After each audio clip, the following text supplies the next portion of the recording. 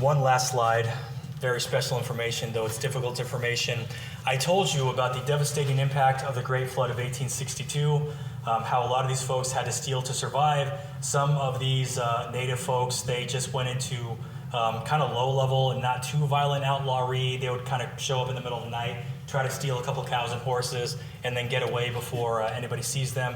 Whereas others, they just went full-blown traditional, old school, and they decided, well, we might as well just go to war.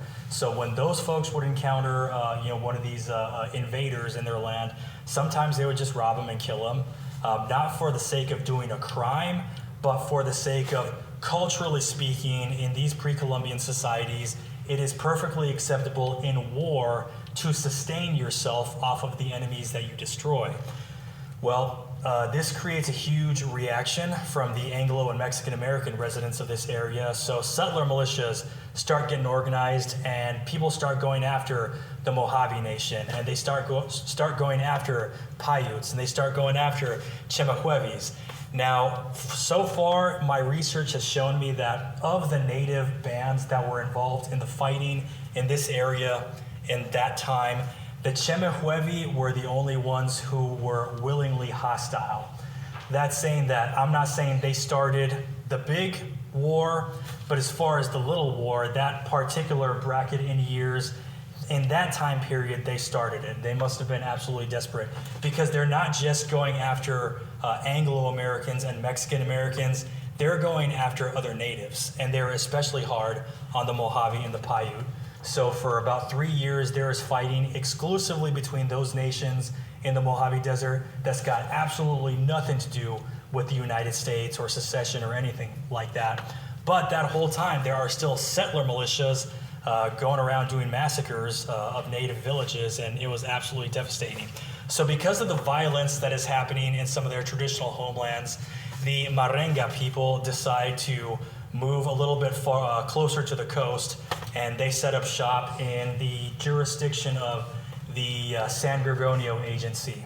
So the reservation system as we know it hadn't quite started yet, but there were early versions of it, and because of all the madness happening around this desert, it seems, based on what little evidence is available, that these folks decided going to one of these early reservations was their best bet because out there it was absolutely Mad Max. However, the Yuaviatam, the people of the pines, they got massacred. I don't know what their original pre-war population could have been. It could have been a small band with maybe 80 guys and gals, or it could have been a bigger group with hundreds of people like some of the other bands. But what we do know for sure, in just 33 days of settler militias and minor militias just killing whatever native that they see on sites, there were fewer than 30 survivors of the entire Yuaviatam band. Some of them wanted to just make a last stand and go out in a blaze of glory. Well, if we're all going to get wiped out, I'm not going to take it sitting down. But their young leader, whose name was Santos Manuel, and by the way, at this time, Santos Manuel is in his early 30s. He is 34 at the oldest, whereas John Morongo, the captain of the Marenga band, he's in his early 20s.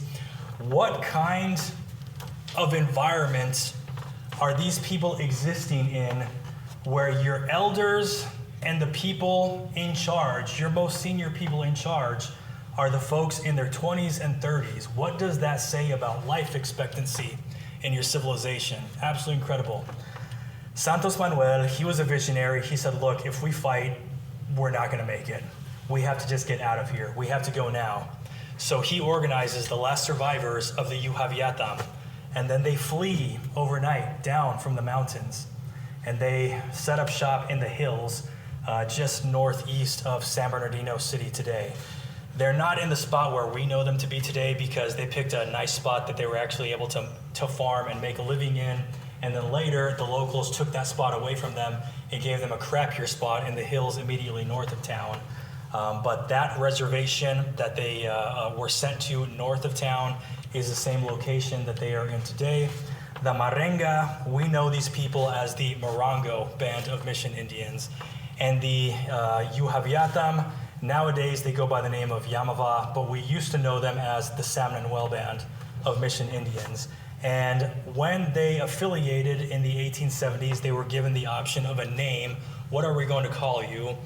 So they followed the tradition of other native bands in this area. They took on a Hispanic name, but they are one of the few groups that is not named after a particular church or a parish or a saint or a district commander. They named their band after their hero, their chief, Santos Manuel. That's why they chose the name San Manuel. And I don't know if when they were registering this, any of the bureaucrats registering the name San Manuel had any idea. I have no idea.